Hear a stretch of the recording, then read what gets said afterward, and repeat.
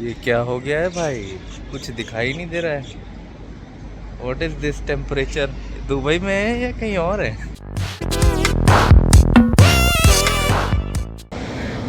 यहाँ पे guys building हुआ करता है बहुत बड़ा बड़ा। कुछ भी दिखाई नहीं दे रहा है। आई मीन ऐसा कोई ठंडा सा फील नहीं हो रहा है, मतलब कि बहुत ठंडा है तो ऐसा टेम्परेचर हो रखा है। बट इट्स लाइक कि फॉगी एकदम सा हो गया है। अभी और भी ज़्यादा क्लाउडी हो गया है। पहले इधर ये रास्ता दिख रहा था, इधर से वो भी नहीं दिख रहा है। मेरे को ये समझ में नहीं आ रहा है लोग ड्राइव कैसे करेंगे।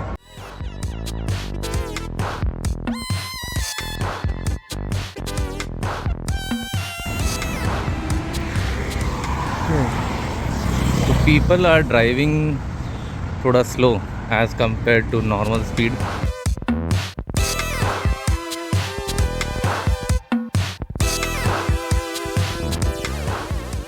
हे गाइस, गुड मॉर्निंग। कैसे आप सब? मेरा नाम है अनुराग और आप देख रहे हैं आफ्टर 9 to 5। आपका स्वागत है। तो सुबह के बज रहे हैं 8 और वर्कआउट हो चुका है। अब मैं जा रहा हूँ घर की ओर। और आप सोच रहे हो कि मैं ये अंकल जैसा टाइप लुक क्यों दे रखा हूँ। तो फॉर सम रीज़न घर पे किसी का देहांत हो चुका है and that is a close one, so I have to follow that ritual. तो लेट इट बी।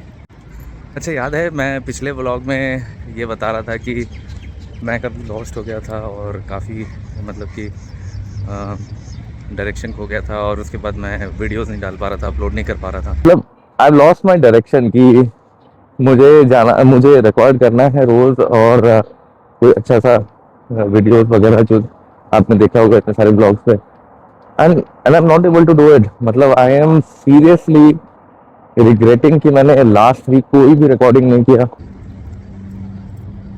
तो उसका रीज़न ये है कि मैं एक्सेसिव मोबाइल पे इंस्टाग्राम फेसबुक स्क्रॉलिंग कर रहा था और स्क्रॉलिंग करते करते मुझे पता ही नहीं चल रहा था टाइम का।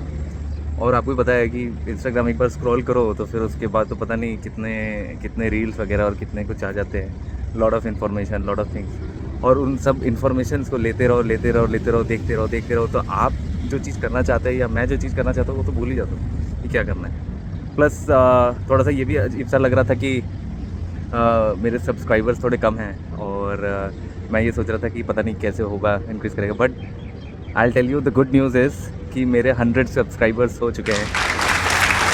तो I feel really great.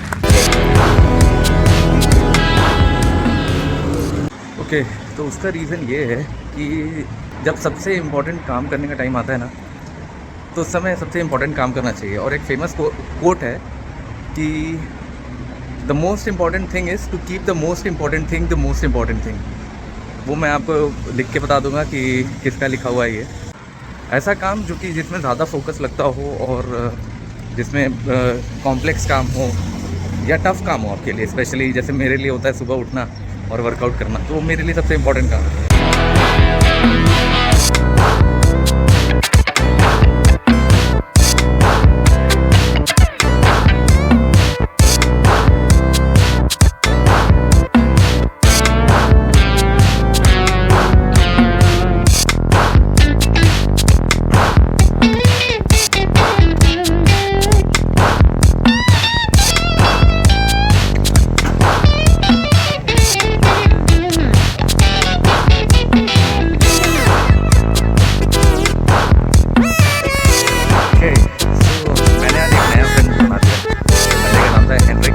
Animation वगैरह करता है एज अ लिविंग, और काफ़ी अच्छा लगा बास्केटबॉल खेल के उसके साथ। I just asked him randomly कि कैन आई प्ले बास्केटबॉल, क्योंकि वो अकेले खेल रहा था।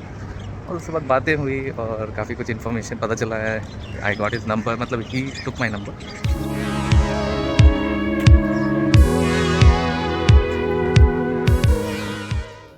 Late me give you an example of कि क्या होता है एक्सेसिव स्क्रॉल करने पे और रील्स चलाने पे, माइंड में क्या असर पड़ता है। Okay, let me draw something and show you real quick कि हो क्या रहा है मेरे साथ जनरली। तो सपोज कर लेते हैं कि ये मेरा ब्रेन है, ये मेरा हेड है। आई am not really good at drawing but ये सपोज ले लिया। Okay, this is the head. अब नाउ अब इसमें ना पार्ट्स होंगे, डिवाइड होंगे, जो जिस पार्ट्स के मैं मेरे को मोस्ट इम्पोर्टेंट पार्ट लगता है और जो मैं करता हूँ जनरली।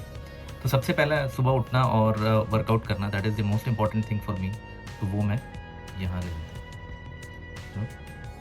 एंड उसके बाद क्या होता है कि द मोस्ट इम्पोर्टेंट थिंग उसके बाद होता है ऑफ़िस, सो वो मैं यहाँ ले लेता हूँ।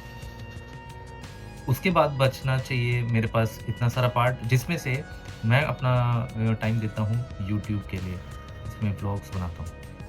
तो उसके बाद जो रिमेनिंग पार्ट मेरे लिए बचता है वो है ये, जिसमें अपना मैं ब्रेन को रेस्ट दे सकता हूँ और फुल फोकस में ये 3 काम कर सकता हूँ। This is workout, this is office और ये है यूट्यूब, ओके। बट जनरली होता क्या है मेरे साथ, वो मैं बताता हूँ। जो मैंने पहले दिखाया था वो नॉर्मली होना चाहिए, बट हो क्या रहा है वो मैं दिखाता हूँ। So this is again, sorry wrong pen. So this is again my brain. I'm again sorry for the bad drawing. So this is my fellow brain. और उसमें अब क्या होता है कि मैं थोड़ा सा पार्ट वर्कआउट के लिए देता हूँ, ओके। फिर थोड़ा सा पार्ट ऑफिस के लिए भी देता हूँ, जो कि मेजर पार्ट है, तो दिस इज़ ऑफिस। उसके बाद क्या होता है, मैं यूट्यूब के लिए भी पार्ट दे देता हूँ।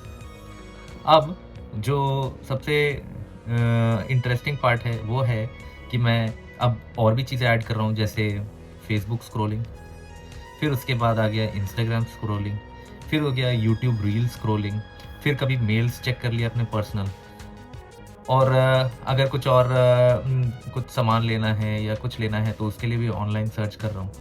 तो ये सब सारे चीज़ ऐड ऑन होते जाते हैं और उसके बाद मेरे ब्रेन के लिए बफर कितना बचता है, ये वाला पार्ट। ये पार्ट है जो यूज़ होता है बाकी प्रोसेस करने के लिए या वापस फ़ोकस में वापस लाने के लिए, इन सब चीज़ों को करने के लिए। So there is a concept called balloon theory, जो मैंने रिसेंटली सीखा है, और वो क्या है वो मैं बताता हूँ आपको अगेन ड्राइंग करके। तो बलून थ्योरी में बोला जाता है जनरली कि let's draw this as a balloon.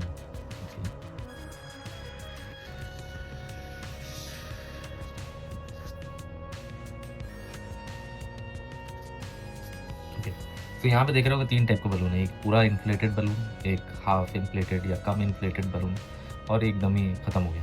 तो बेसिकली हमारा बॉडी भी ऐसे ही है, मेरा बॉडी स्पेशली वैसे ही काम करता है कि सुबह उठता हूँ तो फुल एनर्जी रहता है, फिर हाफ डे जैसे-जैसे आता है तो एनर्जी कम होने लगता है खाना खाने के बाद एंड दोपहर के बाद, फिर उसके बाद शाम तक वो एनर्जी कम होते जाता है।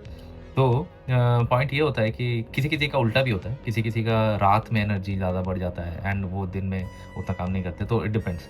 But for me it works like this. तो इस समय जब मेरा फुल एनर्जी है, फुल एनर्जी, तो इस समय मैं ट्राई करता हूँ कि मैक्सिमम काम कर सकूँ। तो इस समय मैं जो भी सबसे टफेस्ट काम होता है वो मैं ट्राई करता हूँ इस समय करने का, और उसके बाद जो लो इम्पोर्टेंट काम होता है जिसमें यू नीड लेस एनर्जी, तो उसको इस टाइम में काम करते हैं, लेस एनर्जी।